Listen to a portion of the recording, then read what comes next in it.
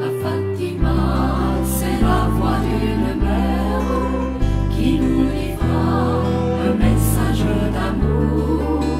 La pénitence et une humble prière apporteront la paix promise un jour. Par le rosaire, la croix et l'évangile, l'humanité vers Dieu se tournera, en consacrant nos pays, nos familles. L'Immaculée un jour triomphera.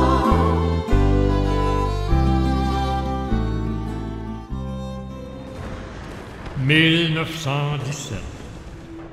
Le monde est plongé dans la Première Grande Guerre mondiale.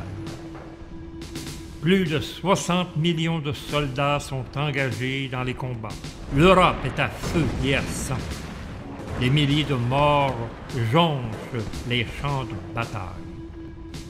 Les villes sont détruites. La souffrance, la terreur, la détresse règnent partout. C'est l'enfer sur terre.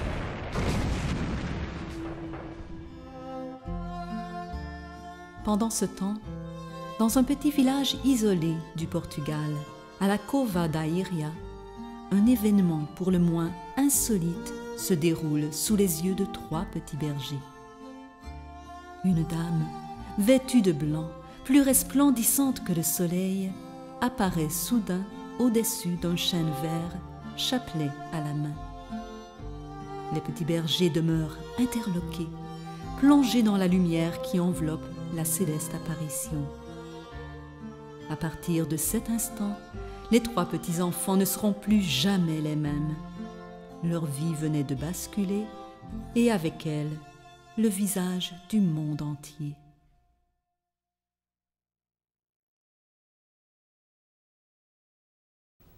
Loué soit Jésus-Christ. Et sa mère, la Vierge Marie, ainsi soit-il. Bonjour, Monsieur Raymond. Bonjour. Nous voilà déjà rendus à notre 13e émission sur Fatima. Oui, et ça fait plaisir, d'autant plus que pour les amoureux de Fatima, ce chiffre 13 revêt une signification très profonde, comme nous le savons. Je pense qu'on peut dire que c'est le chiffre chéri de Notre-Dame, comme nous l'avons vu dans la dernière émission, alors que nous avons exploré, je dirais, les signes sensibles qui ont accompagné les apparitions de la Vierge Marie. Oui, dans le but, évidemment, d'authentifier le grand message de Fatima, ça va de soi. Et aujourd'hui, bien, nous continuons dans le même sens, mais en ajoutant 3 grandes prophéties. 3 grandes prophéties qui se sont toutes réalisées comme la Vierge l'avait annoncé. En premier lieu, c'est l'annonce de la fin de la Première Grande Guerre mondiale, celle de 14-18. Car il faut se rappeler que cette prophétie a été donnée en 1917, alors qu'on était en pleine guerre. Alors qui pouvait prévoir que l'armistice serait signé l'année suivante, en 1918, hein? Personne, sinon le ciel. Mais en même temps que Marie annonçait la fin de ce conflit, elle mettait le monde en garde contre une seconde guerre mondiale qui serait encore, comme il disait, plus terrible que la première.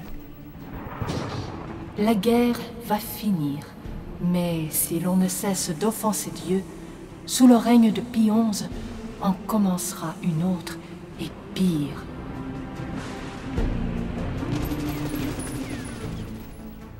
Voyez-vous, en prophétisant une seconde guerre, elle donne en même temps des détails très précis, concernant la période, justement, où le conflit sera déclenché. Quand vous verrez une nuit illuminée par une lumière inconnue, sachez que c'est le grand signe que Dieu vous donne qu'il va punir le monde de ses crimes par le moyen de la guerre, de la famine et des persécutions contre l'Église et le Saint-Père.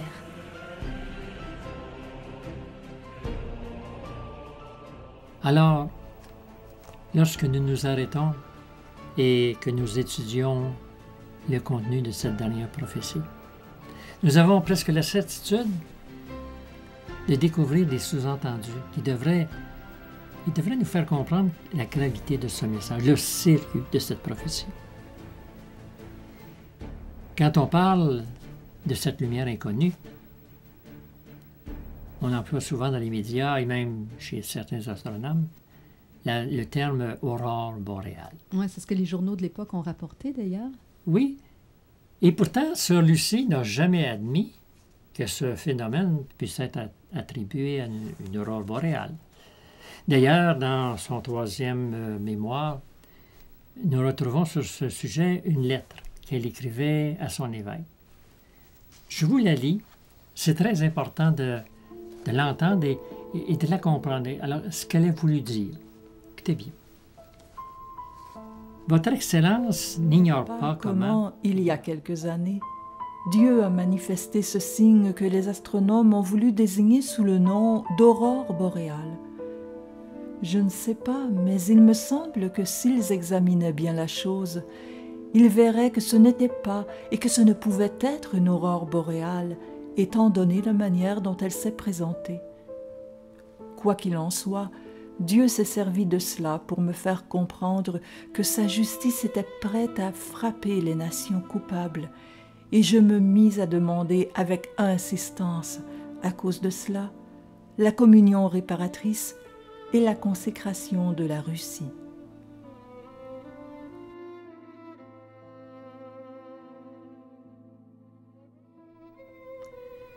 Alors voyez-vous, si Sœur Lucie n'admet pas qu'il y ait eu une aurore boréale, c'est parce qu'elle a appris que ce phénomène se présente toujours dans les régions polaires et jamais sur une très grande étendue. Donc impossible qu'elle soit vue dans plusieurs pays à la fois. Impossible. Et s'il arrive que cette aurore boréale s'étire sur une très grande longueur, elle forme le plus souvent une espèce de ruban. Un ruban d'environ peut-être une dizaine de kilomètres de large, tout au plus. Okay. Alors, puisque ce phénomène est aperçu dans le ciel de plusieurs pays dans la même nuit, on aura compris que nous n'avions pas affaire à une aurore boréale.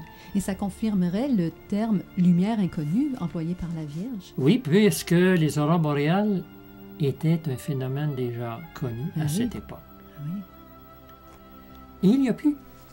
Du côté scientifique, si les aurores boréales peuvent revêtir diverses couleurs, c'est toujours le vert qui prédomine. Ah, OK. Et ce qui est particulier dans le cas présent, c'est le fait que, justement, la couleur dominante n'est pas le vert, comme dans les aurores boréales, mais le rouge. Ah, le rouge. Donc, oui. On a sûrement cherché à savoir pourquoi cette couleur et non une autre? On a cherché à savoir, bien sûr, on s'est posé la question, que signifie le rouge? Oui. Est-ce que le ciel voulait nous parler de l'URSS? Est-ce que le ciel voulait nous montrer le sang qui allait couler au cours de la guerre qui était annoncée? Ou des incendies monstres, épouvantables qui vont anéantir des villes entières? Ou bien donc le martyre que vont endurer et les enfants, les nourrissons, les hommes, les femmes, les vieillards, à qui la vie sera enlevée, souvent dans des conditions inhumaines, épouvantables. Était-ce un signal des véritables boucheries au cours desquelles on tuera son semblable pour la raison qu'il n'était pas du même côté de la clôture que nous? En fait, c'était peut-être pour tout cela.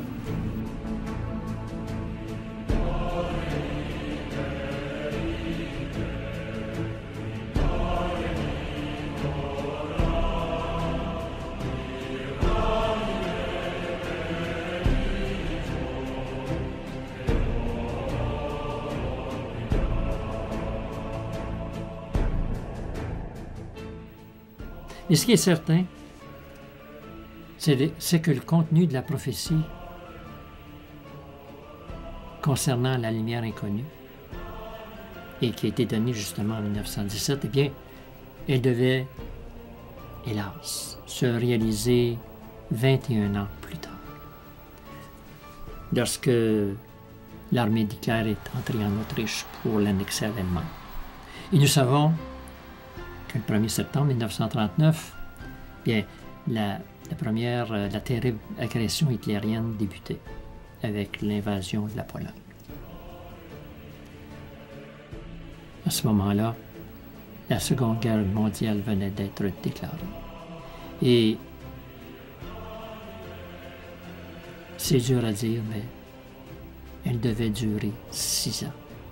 6 ans de terreur, de souffrance, de destruction.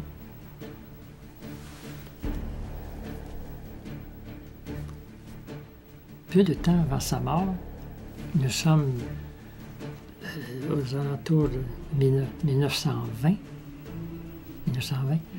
la petite Jacinthe avait eu une révélation du ciel, qu'elle avait confiée d'ailleurs à la supérieure de l'orphelinat de Lisbonne, où elle résidait durant sa maladie qui devait l'emporter.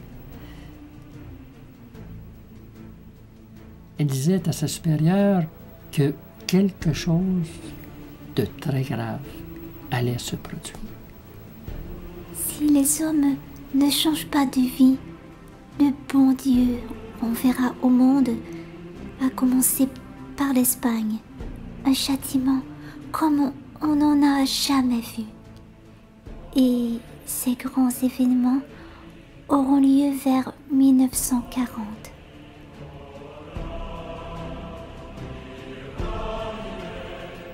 Elle devait donc certainement parler du second conflit mondial, puisque, comme nous le savons, ce dernier s'est déroulé de 1939 à 1945.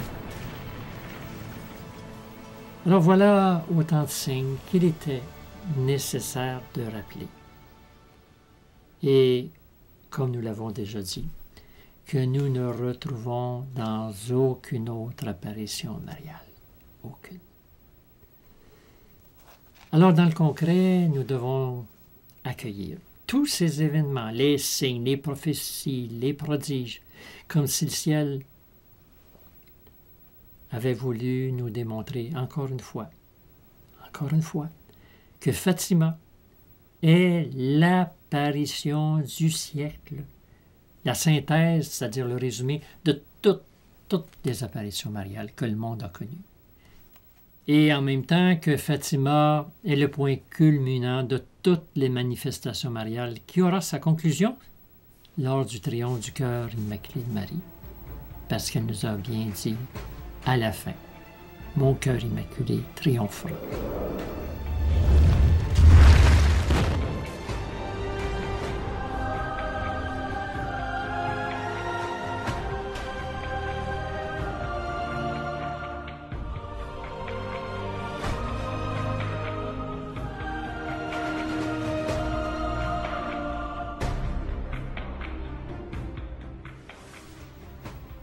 Alors, ne serions-nous pas déjà entrés dans ce temps? Le temps de la fin. Le temps de la fin, c'est-à-dire cette période au cours de laquelle se réalisera les événements qui ont été prophétisés.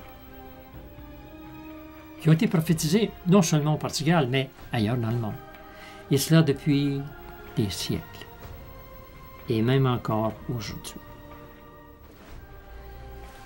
Vous savez, à la lecture des événements qui se déroulent présentement partout sur notre planète, et il faut bien le dire, à la vitesse grand V,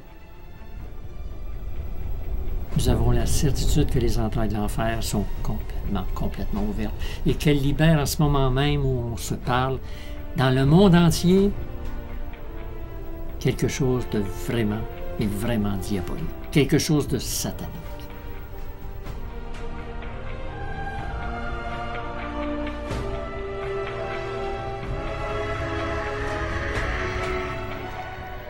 Voilà des constatations sur lesquelles nous devrions nous arrêter et réfléchir sérieusement sur ce qui nous attend. Mais qui croit encore à Fatima? Et encore aujourd'hui, comment le message de la Vierge est-il perçu? Dans les médias sociaux, et en particulier sur Internet, on présente très souvent ces apparitions comme un phénomène paranormal, sans plus. Pour certains, Fatima, ça ne les intéresse tout simplement pas. Ils n'ont pas de temps à perdre. Pour d'autres, ils n'en ont jamais entendu parler. Ou peut-être vaguement. Ou peut-être si. Car il paraîtrait que le soleil serait tombé sur la Terre dans une région, bon, évidemment, on ne sait plus laquelle, et qui le soleil aurait bousillé toutes les récoltes.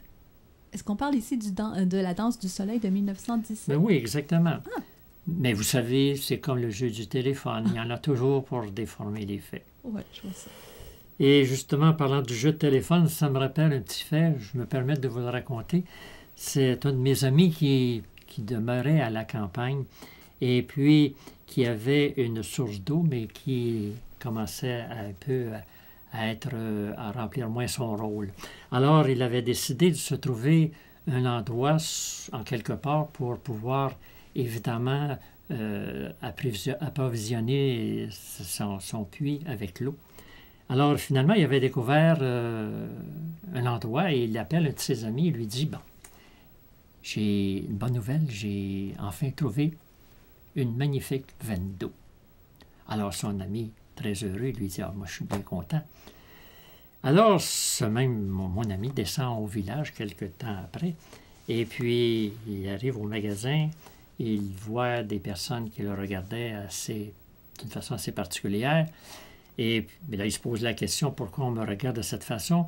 Et à un moment donné, il y a quelqu'un qui vient vers lui et lui dit, c'est dommage, hein? Quoi? Bien oui, il paraîtrait que il y a quelque temps, on t'a trouvé de l'eau dans tes veines. Oh non, le jeu du téléphone. Le jeu du téléphone, tout était complètement à l'envers. Mais à part du jeu du téléphone, il y a évidemment, pour un très grand nombre, l'argument ultime de ne pas croire à Fatima, c'est que le monde a bien changé depuis l'époque des apparitions. Ce qui fait de Fatima un événement qui n'a absolument plus sa place dans notre siècle matérialiste.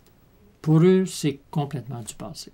Ce que la Vierge Marie est venue nous dire à Fatima en 1917, c'est du passé. Il faut être un petit peu inconscient pour affirmer ça, surtout quand on observe la dégradation du monde. Et quand nous voyons que le message est loin d'être anodin, que son contenu comporte des questions et des enseignements qui relèvent entièrement du domaine de la foi et donc de notre salut éternel.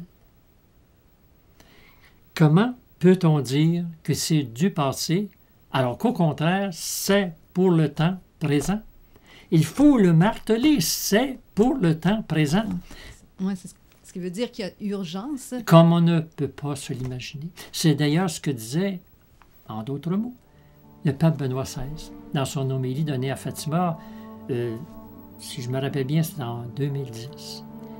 Il disait, il se trompe, celui qui pense que la mission prophétique de Fatima est terminée. Il se trompe. Parce que justement, cette mission, on ne le répétera jamais assez. Cette mission concerne le salut éternel de chacun, le salut éternel de millions d'âmes. Non, non, non, non, cette prophétie n'est pas terminée. Elle n'est pas terminée, mais aussi pour une autre raison. Il y a un élément dont nous parlons très peu, ou si peu, et qui pourtant a une très grande importance. Voyez-vous, quand nous étudions très attentivement le contenu, mais encore faut-il le faire sérieusement, nous nous rendons compte que l'ensemble du message est d'abord et avant tout un message d'amour. Et ça, c'est très important de le dire et de le retenir. Un message d'amour. Vous allez peut-être en surprendre plusieurs en disant ça. On ne s'attend pas à ça en parlant de Fatima. Sûrement.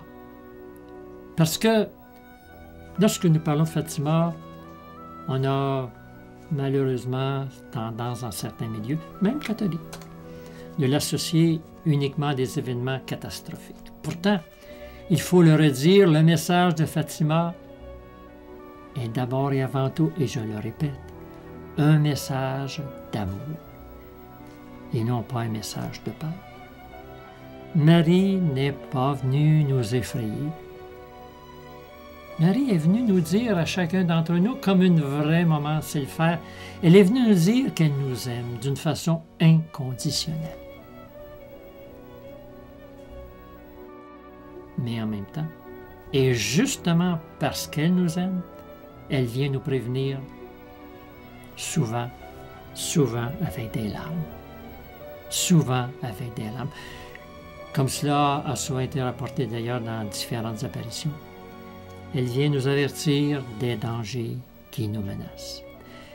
Elle veut nous ouvrir les yeux sur ce qui pourrait nous arriver si nous ne nous rendons pas aux demandes de son Fils Jésus. Vous savez, une mère qui aime son enfant va lui témoigner son amour par de la tendresse, par des gestes concrets. Là, ça va de soi.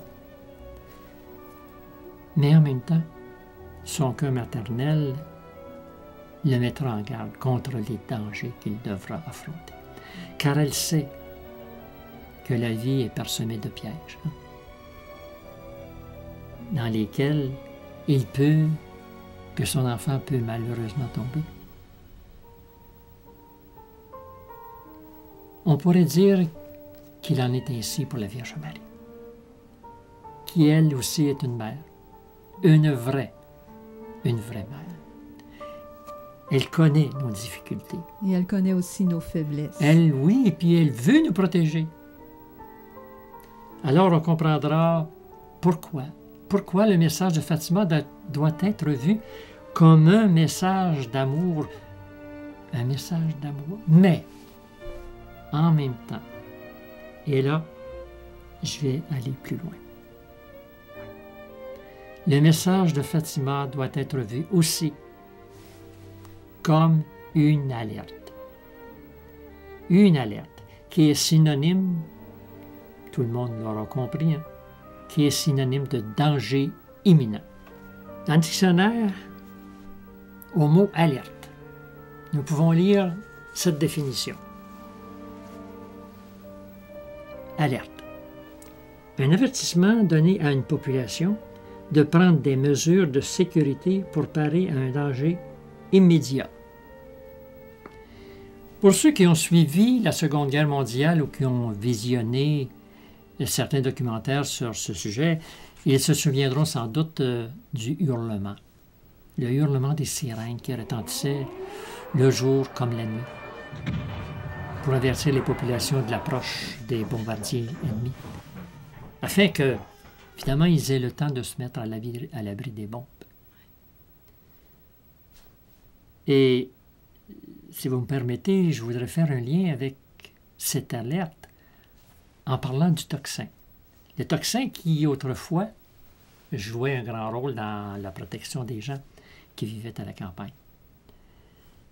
Je n'ai pas connu cette époque, parce qu'à ce moment-là, ça me mettrait encore plus vieux que je le suis. Alors, à cette époque, le service des pompiers n'existait pas comme celui que nous avons aujourd'hui. On est bien entouré de tous les services quand nous en avons besoin. À l'époque, mais ce n'était pas comme ça que ça se passait. Et alors, quand, par malheur, un incendie se déclarait, le tocsin était déclenché à partir des cloches de l'église, par quelqu'un qui était mandaté. Bien souvent, c'était Monsieur le curé. Alors, lorsque le tocsin retentissait, toutes les personnes disponibles se précipitaient vers le lieu du drame afin d'apporter leur concours, leur voiture, leur chaudière, enfin, ainsi de suite, pour éteindre soit un incendie, ou bien donc, ils apportaient leur concours pour rechercher une personne disparue, ou soit pour apporter leur aide dans un désastre quelconque. Alors, il y avait toutes sortes de façons d'aider à cette époque, et c'était le tocsin qui Qui avertissait les gens et qui réunissait tous les bénévoles. Elle remplaçait un petit peu le téléphone d'aujourd'hui. Oui, exactement. Ce sont elles qui informaient les gens d'un événement heureux ou malheureux, selon qu'il s'agissait de, je ne sais pas moi, d'une naissance ou peut-être d'un mariage, d'un décès. Et même que les cloches sonnaient l'Angelus. Et là, les gens qui étaient au champ s'arrêtaient et puis ils récitaient l'Angelus, accompagné des cloches. C'était à une époque là, de grande... comment je pourrais dire ça? Une époque où réellement les gens vivaient leur religion d'une façon extraordinaire.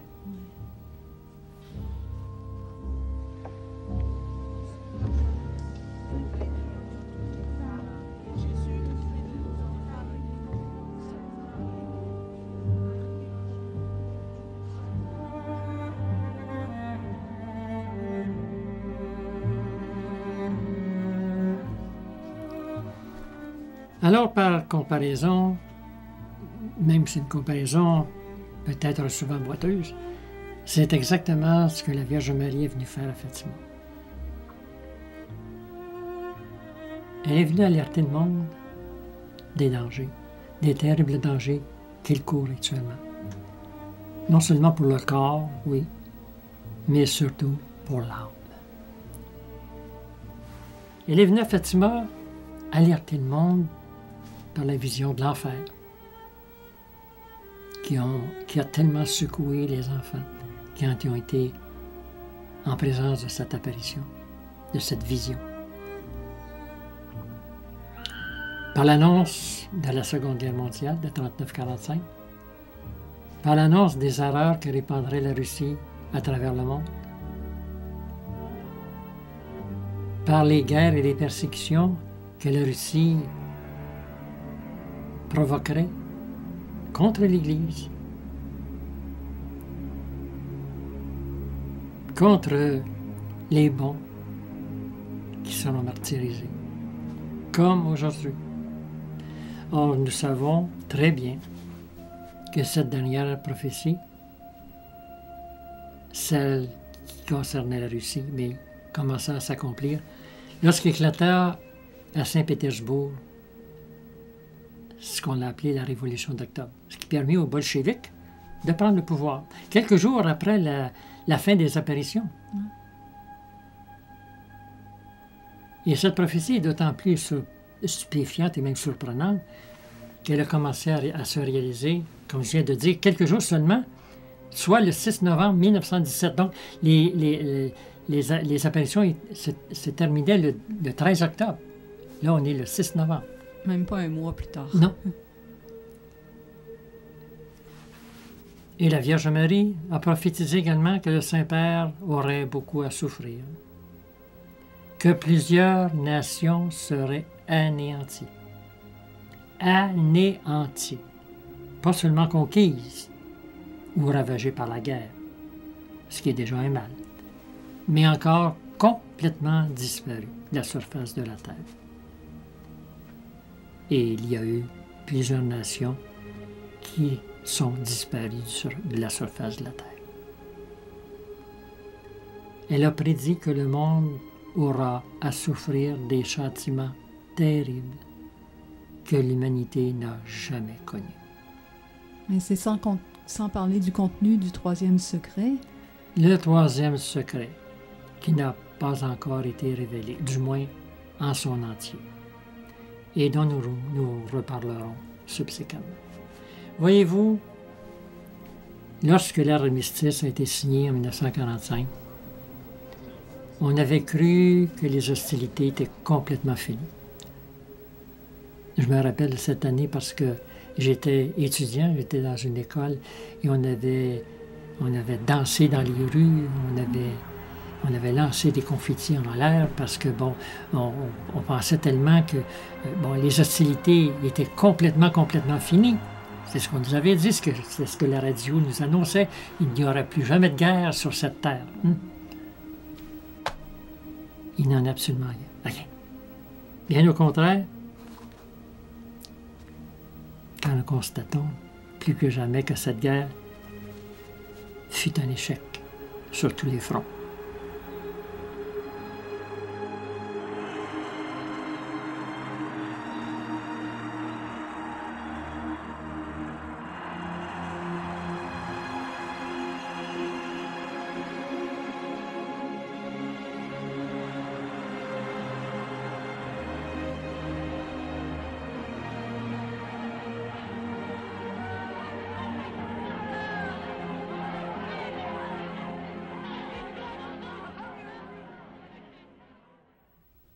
Voyez-vous, même en 1917, le message de Fatima était déjà une alerte.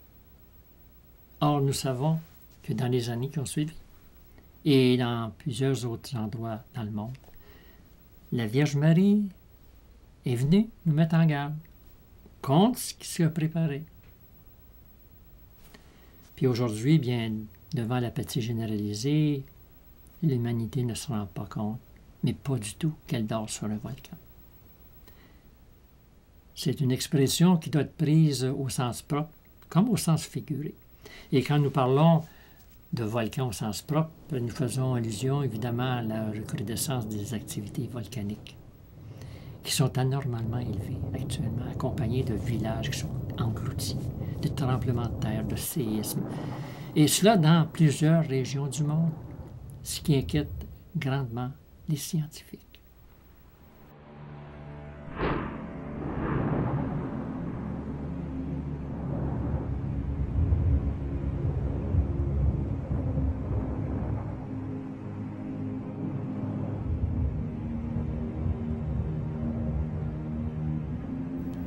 Et quand nous parlons de volcan au sens figuré, j'entends, il faut le savoir, il faut le voir, comme une situation très dangereuse, très tendue, qui prévaut présentement à la grandeur de la planète. Il suffit d'écouter les nouvelles qui nous arrivent de tous les continents pour se rendre compte de la situation. L'Église aussi est sur un volcan, comme on peut le constater de nos jours. Et ça aussi, c'est inquiétant. Tout peut sauter. Tout, à tout moment.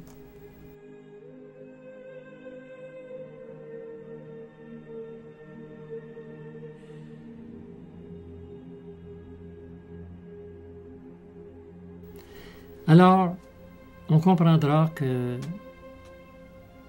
devant cette inertie, l'alerte de Fatima, qui a été donnée en 1917, qu'on pourrait décrire pour cette époque comme étant une alerte, disons, orange, donc un premier signal, eh bien, il est devenu aujourd'hui, au moment où nous nous parlons, une alerte rouge, et même rouge foncé. Donc, une alarme qui doit être prise très, très au sérieux. Et croyez-moi, ce n'est pas faire du catastrophisme que de parler ainsi. Car il y a, comme on le disait tout à l'heure, il y a une grande urgence, une très, très grande urgence. Mais, il y a un mais. Même si l'alerte est devenue rouge, même rouge foncé, il faut comprendre que cette alerte n'est pas pour autant synonyme de fatalité. Puisque la fatalité, par définition, c'est quelque chose à laquelle on ne peut échapper. Quelque chose qu'on ne peut changer. Par exemple, la mort. Tous les êtres humains doivent mourir un jour. Oui, personne n'y échappe. Personne. C'est une fatalité. Comme l'impôt d'ailleurs. Oui, comme l'impôt d'ailleurs, oui. Et de façon un peu plus légère, on peut dire que l'impôt est aussi une fatalité. Oui, personne n'y échappe. Donc, si l'alerte de 1917, qui est devenue aujourd'hui une alerte rouge, si elle n'est pas une fatalité, c'est parce qu'il y a un espoir. Un espoir. C'est d'ailleurs ce que la Vierge Marie est venue nous dire à Fatima, à la Salette, à Kibéo, à Akita. et comme elle continue de le faire à Medjugorje et à plusieurs autres endroits dans le monde. Elle est venue, elle vient encore et encore nous dire et redire que le temps se fait court, qu'il faut changer de vie, qu'il faut revenir à Dieu. Elle vient nous dire que si nous ne nous convertissons pas, si nous ne répondons pas aux demandes du ciel, si nous continuons notre vie de péché, nous en subirons les conséquences. Comme les habitants d'ailleurs de Sodome et de Gomorrhe, comme ceux qui se sont moqués de Noé, qui sont morts lors du déluge.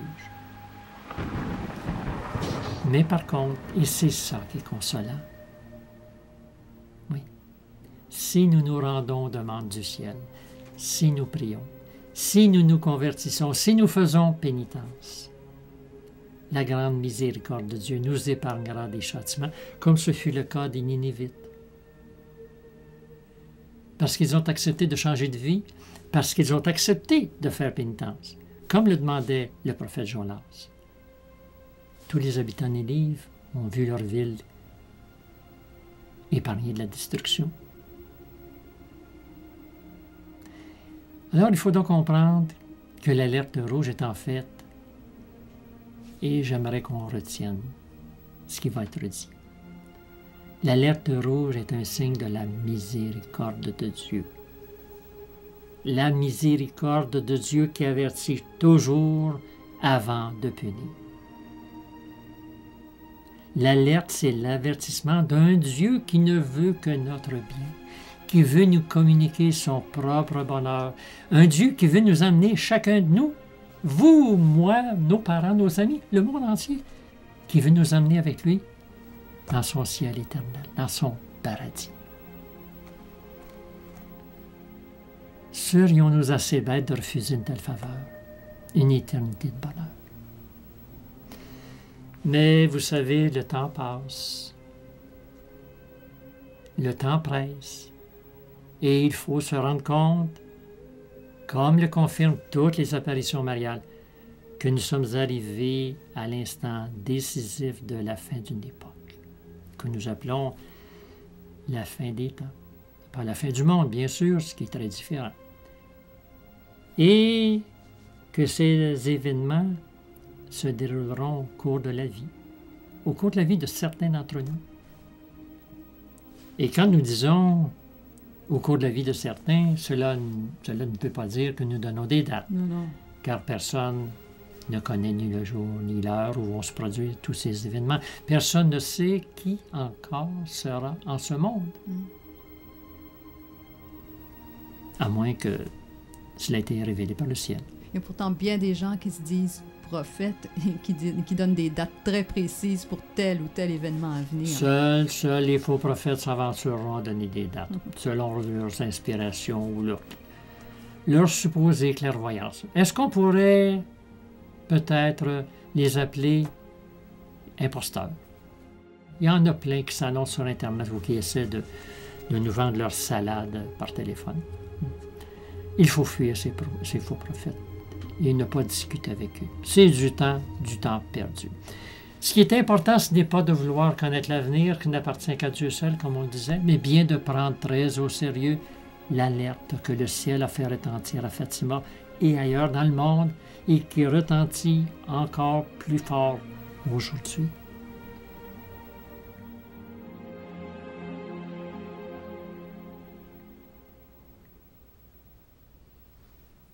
Maintenant, si vous me permettez, j'aimerais vous faire entendre un court extrait d'une chansonnette française qui a été popularisée par Sacha Guitry et qui, à une certaine époque, jouissait d'une très grande popularité. Pour nous mettre en contexte, nous sommes aux environs de 1934 et on vivait alors dans une euphorie presque totale, une euphorie débridée. La guerre de 14-18 était terminée depuis une quinzaine d'années environ. Et à toute fin pratique, on avait presque oublié les horreurs de ce grand massacre qui avait provoqué tant de morts, tant de souffrances, tant de destruction, comme nous avons élaboré tout à l'heure. Bien sûr, Bien sûr, l'abondance était revenue. On avait rebâti les villes qui avaient été détruites par les bombardements. On avait enterré les morts. La vie avait repris son cours. Somme toute, la vie était belle. Trop belle, peut-être. Trop belle. L'avenir était rempli de promesses. On ne pensait absolument pas au danger de la Seconde Guerre mondiale qui pourtant se profilait à l'horizon. Cette guerre qui avait été annoncée par la Vierge aux Trois Petits Bergers le 13 juillet 1917. Mais on n'avait pas le temps de penser à ces choses. On dansait, on riait, on s'amusait, on s'empiffrait, on faisait la fête, on remplissait les bars, les tavernes, les plages. Comme aujourd'hui. Comme aujourd'hui. C'était en quelque sorte comme si on mettait en pratique l'invitation lancée par cette chansonnette. Cette chansonnette qui d'ailleurs s'était vite hissée au sommet du palmarès. Tout le monde la chantait. Sur la scène, au théâtre, dans les cabarets, dans les chaumières. C'était devenu presque un chant de ralliement, une invitation au plaisir sous toutes ses formes. Dans les faits, on l'avait adopté comme un mode de vie, comme aujourd'hui.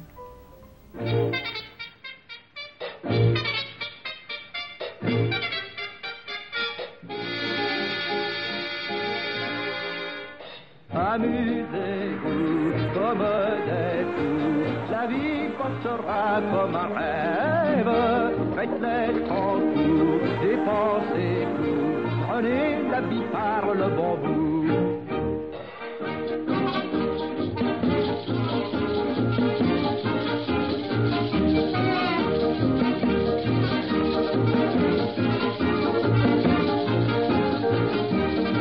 Car on n'est pas ici pour se faire du souci, on n'est pas ici-bas pour se faire du fracas.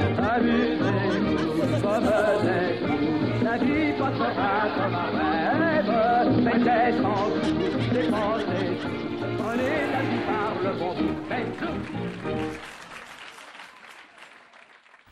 Prenez la vie par le bon bout, c'est tout. Et voilà, on avait tout dit. Amusez-vous, foutez-vous de tout. Foutez-vous de tout.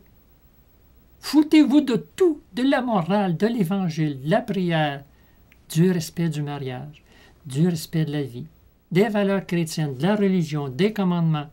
Amusez-vous comme des fous. Sans aucune retenue, sans contrainte, dans n'importe quelle circonstance. Le plus souvent possible. Parce que l'important, comme les médias de tout acabit nous y invitent encore aujourd'hui, c'est d'avoir du plaisir. Oui, prenez la vie par le bon bout, c'est tout. C'est tout.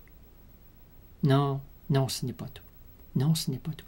Car si nous continuons à braver le ciel, et nous sommes bien partis, croyez-moi, soyons assurés qu'il y aura de terribles, terribles conséquences. Et entre vous et moi, n'est-ce pas ces conséquences que nous avons commencé à subir, comme nous le verrons d'ailleurs dans les prochains entretiens.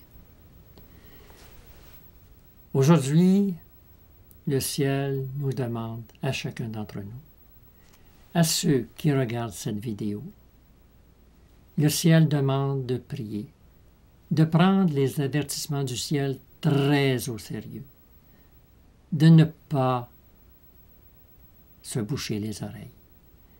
Car cette alerte rouge que Dieu fait retentir actuellement partout dans le monde est une grâce. Une grâce que sa divine miséricorde nous donne. Une grâce.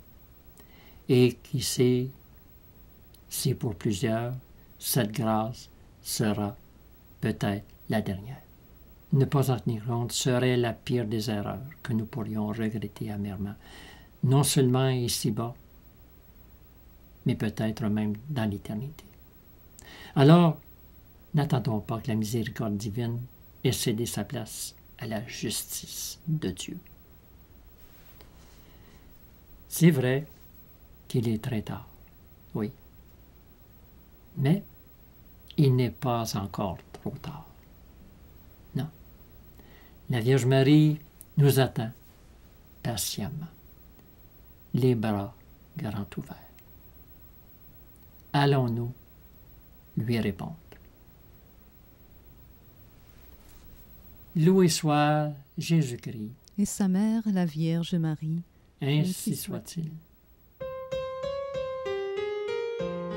Si tu cherches le bonheur, un bonheur vrai, un bonheur durable, si tu veux que ta vie soit remplie d'une véritable espérance, si tu veux découvrir quelqu'un qui t'aime d'un amour sans limite, alors ce chant est pour toi, parce que tu y découvriras l'appel amoureux de deux cœurs, les cœurs unis de Jésus et de Marie, qui dans un élan d'amour se penchent vers toi pour te dire: si tu savais combien je t'aime, alors tu pleurerais de joie.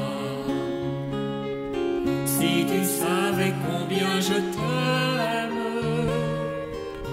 oh mon enfant. Si tu savais, oh mon enfant, combien je t'aime, oh mon enfant.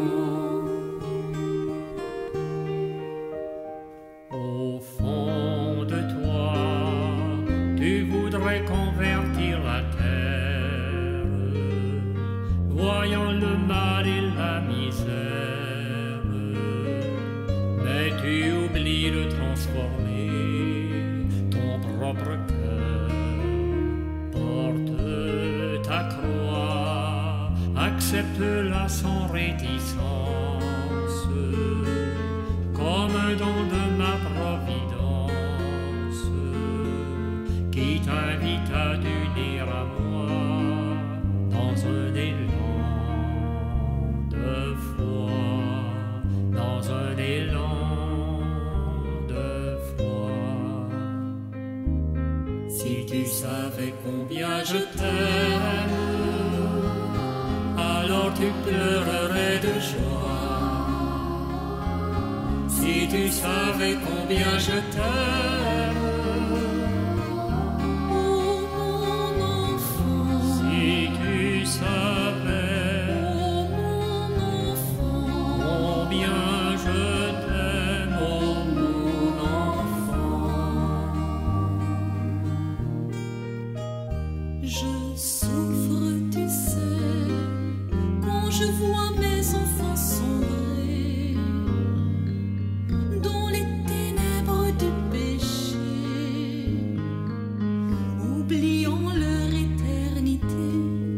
Oh éternité, rappelle-toi par le jeûne et par la prière, par une conversion sincère, tu deviendras pour tous les tiens mon instrument de paix, mon instrument de paix.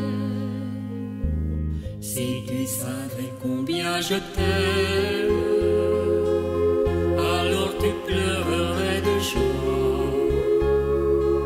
Si tu savais combien je t'aime, oh mon enfant. Si tu savais, oh mon enfant, combien je t'aime, oh mon enfant.